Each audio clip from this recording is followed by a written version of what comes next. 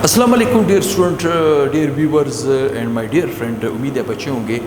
आज मैं आपको अल्कीन का स्ट्रक्चर समझाने वाला हूँ। चूँकि अल्कीन एक बहुत बड़े ख़ानदान का नाम है, बहुत बड़े ख़ानदान का नाम है, इसमें नंबर ऑफ़ कंपाउंड्स है। लेकिन अगर अल्कीन का जो सबसे पहला कंपाउंड है जिसे हम प्यार से ईथीन कहते हैं, अगर ईथीन के स्ट्रक्चर को हम समझ गए, उसकी ज्योमेट्री को हम समझ गए, तो मैं समझता हूँ वही रूल्स रेगुलेशन हम अल्कीन के और कंपाउंड के अप्लाई करके हम उनके स्ट्रक्चर मिनट में और उनकी ज्योमेट्रिकल शेप हम मिनट में निकाल सकते हैं। ठीक, असल में हम यहाँ पे स्ट्रक्चर को ज्योमेट्री में चेंज करने वाले हैं। किस में चेंज करने वाले हैं? ज्योमेट्री में, जिसका ताल्लुक एब्रिडाइजेशन के साथ है। जिसका ताल्लुक क्या है? एब्रिडाइजेशन के साथ है। 12 देखते हैं। सबसे पहले नंबर पे अल्कीन का जो पहला मेंबर है उसे हम प्यार से ईथीन कहते हैं। क्या कहते हैं? ईथीन।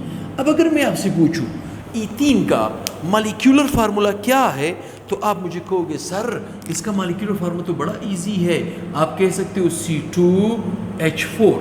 ठीक, मैं कहता हूँ ठीक है, ये जो C2H4 है ये क्या है? ये है मॉलिक्यूलर फार्मूला। ठीक, अब हम यहाँ पे मॉलिक्यूलर फार्मूले को स्ट्रक्चर में चेंज करेंगे, स्ट्रक्चर को हम ज्योमेट्रिकल शेप में चेंज कर देंगे। ठीक, एब्रिडाइज शेप की तरफ हम मूव करेंगे। ठीक, अब अगर मैं इस C2H4 को ओपन करने की कोशिश करूंगा, स्ट्रक्चर में कन्वर्ट करने की कोशिश करूंगा, तो मैं इसका स्ट्रक्चर कुछ इस तरह ड्रा कर सकता हूं। देखिए, 2 कार्बन है, मैंने यहाँ पे एक कार्बन ड्रा किया, फिर दूसरा कार्बन मैंने ड्रा किया। चूंकि एथ का मतलब है 2 कार्बन, इन का मतलब है डबल बॉन्ड, मैंने यहाँ पे डबल बॉन्ड डाल दिया। क्या डाल दिया? Double bond. डबल बॉन्ड डालने के बाद मैं यहाँ पे इस कार्बन को बैलेंस करने के लिए यहाँ पे H लगाऊंगा, यहाँ पे H लगाऊंगा, यहाँ पे H लगाऊंगा, यहाँ पे H लगाऊंगा। ये मेरे पास स्ट्रक्चर निकल आएगा। क्या निकल आएगा? स्ट्रक्चर। हम यहाँ पे स्ट्रक्चर, अच्छा स्ट्रक्चर को भी मैंने ज्योमेट्रिकल शेप में कन्वर्ट कर दिया, क्योंकि मैं आदी हो चुका हूँ, मुझे मालूम है इसका ज्योमेट्रिकल शेप क्या बनता है। 12। अब गौर से सुने, ऐसा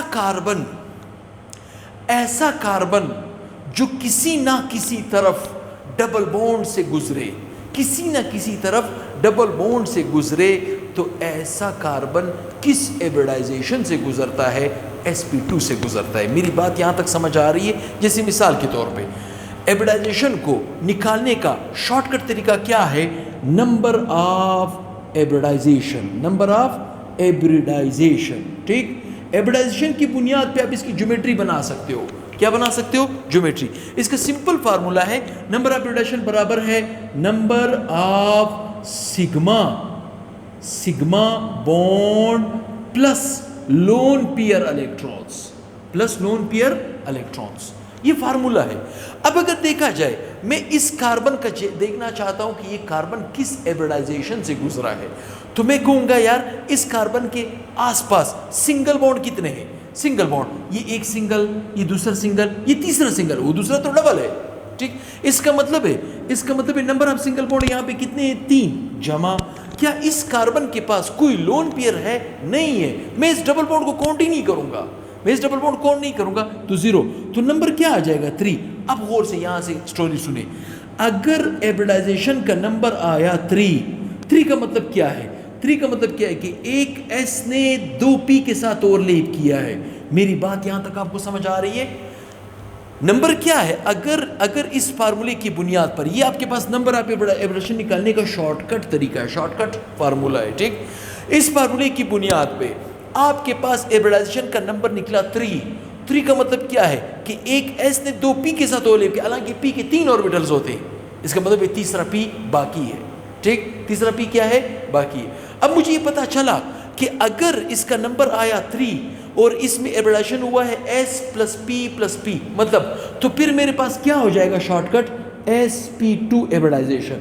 इसका मतलब है अगर मैं आपसे पूछूं ये कार्बन, इस कार्बन का कौन सा एब्रिडाइजेशन है, अब मुझे कहोगे सर ये तो sp2 है।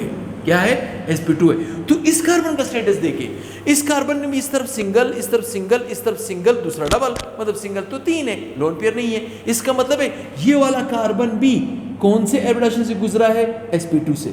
अब आते हैं sp2 एब्रिडाइजेशन को थोड़ा बहुत समझते हैं। ठीक, थोड़ा बहुत समझते हैं। अगर मेरे पास कार्बन sp2 एब्रिडाइज्ड हो, क्या हो? sp थ्रू एब्रिडाइज्ड हो तो मैं इसको कैसे समझूंगा, मैं इसको कैसे समझूंगा, ये आपको अच्छी तरह पता होना चाहिए। ये कार्बन है, ठीक, कार्बन का एटॉमिक नंबर है 6।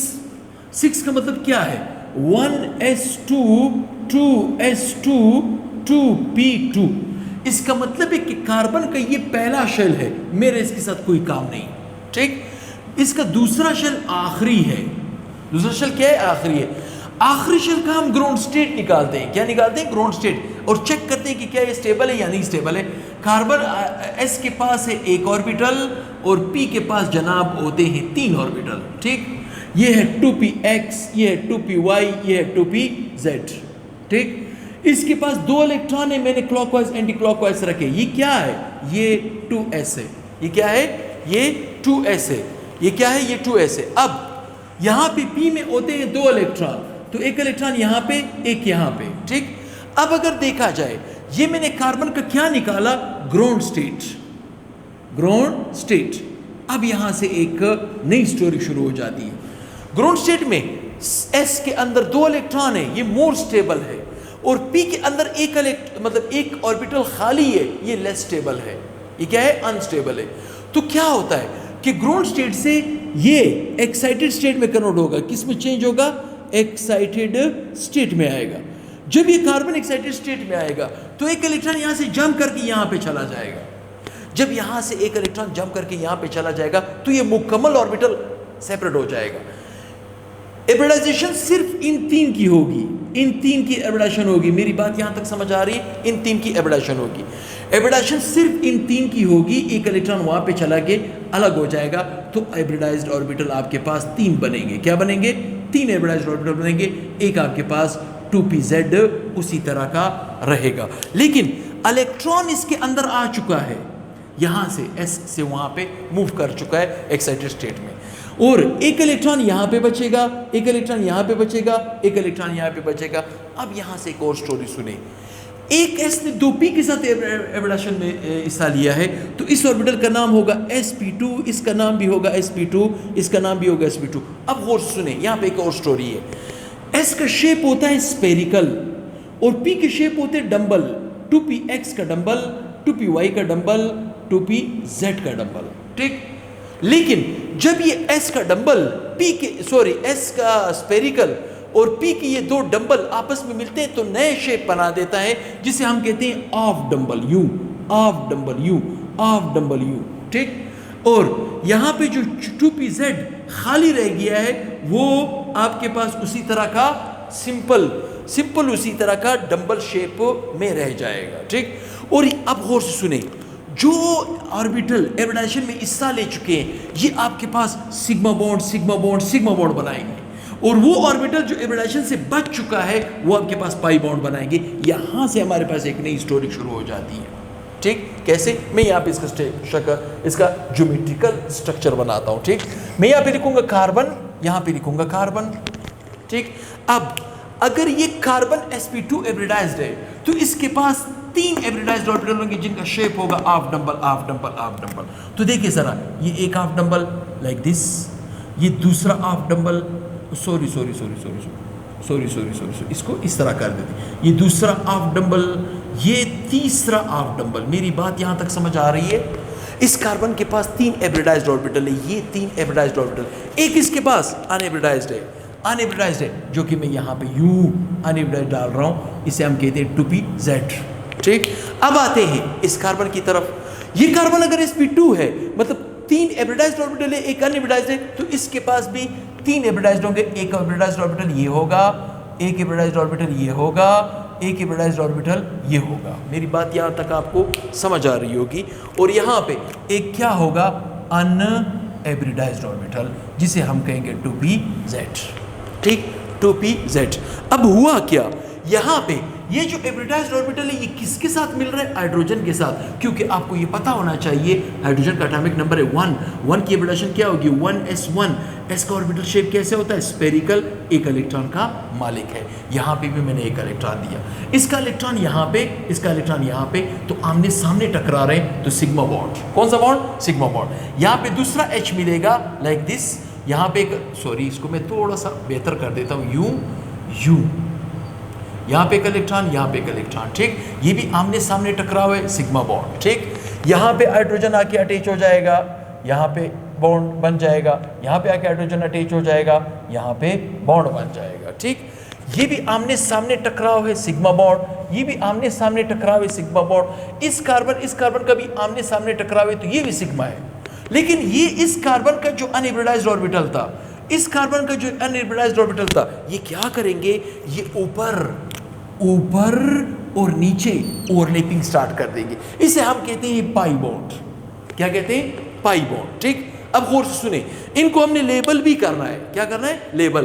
देखें, जो ऑर्बिटल हाइब्रिडाइज्ड था उसका शेप क्या था, इस तरह हाफ डंबल, और उसका नाम क्या था, sp2 हाइब्रिडाइज्ड ऑर्बिटल, ठीक।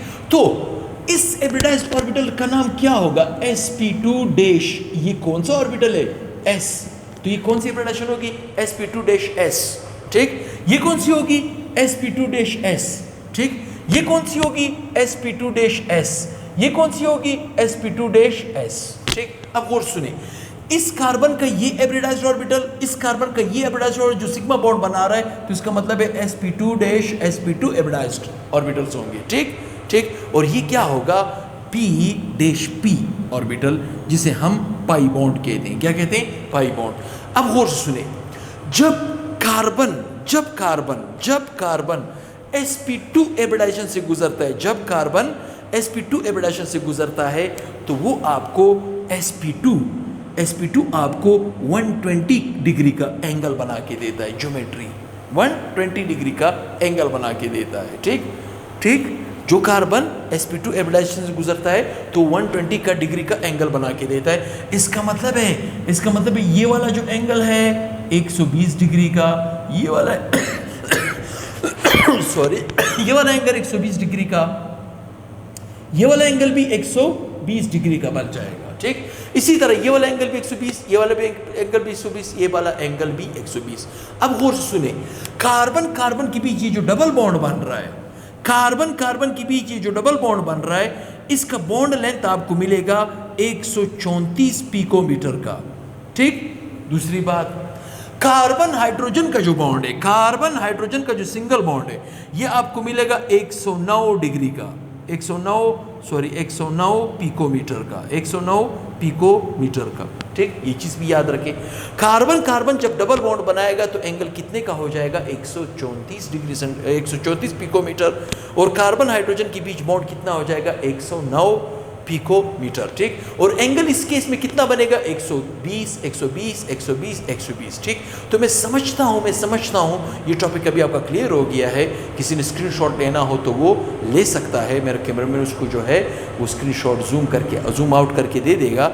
ये आपके पास स्ट्रक्चर है किसका, अल्कीन के पहले कंपाउंड का, ईथीन का, और यही इसी तरह का स्ट्रक्चर, इसी तरह की ज्योमेट्री आप इसके और कंपाउंड के ऊपर भी अप्लाई कर सकते हो। तो दुआ में याद रखिए, इंशाल्लाह बहुत ही जल्द हाजिर होऊंगा नेक्स्ट लेक्चर के साथ, इसके मेथड ऑफ प्रिपरेशन के साथ। तो इंशाल्लाह बहुत ही जल्द हाजिर होऊंगा।